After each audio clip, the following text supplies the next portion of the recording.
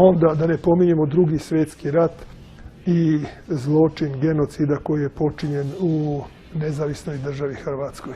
Ja sam bila zaprepašćena kada sam prvo izdanje knjige pisala i radila sam u britanskom i u rimskom vojnom arhivu, pa posle u britanskom i u njemačkom. Ali sam najprije uzela našu građu i dokumente koje je naša emigrantska vlada upućivala britanskoj vladi. Molila, preklinjala, kumila da se bombarduju pruge koje vode u logore koncentracione, Jasenovac, Jadovno, u Hercegovini. Ništa nije učinjeno. Apsolutno ništa.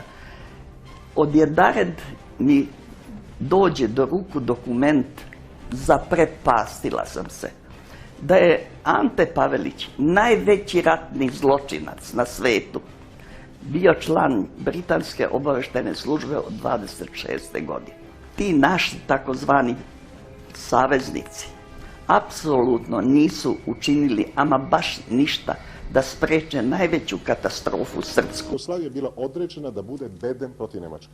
Zato masonerija i vrši po svoj prilici i atentat na kralja Aleksandra, koji je bio član masonerija, ali izašao i počeo da sprovedemo politiku koja je bila suprotna interesima masonerije, odnosno suprotno upravo u ovom planu, jer kralj Aleksandar se otvara ka nemačkoj privredi, stvara neke sporazume i tako dalje.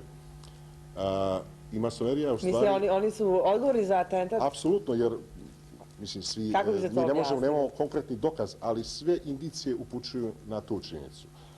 Sve indicije počeši od činjenice da su mu pretili. Počeši od činjenice da je sam Aleksandar 40 dana pred atentat izjavio da će raščistiti se masonima.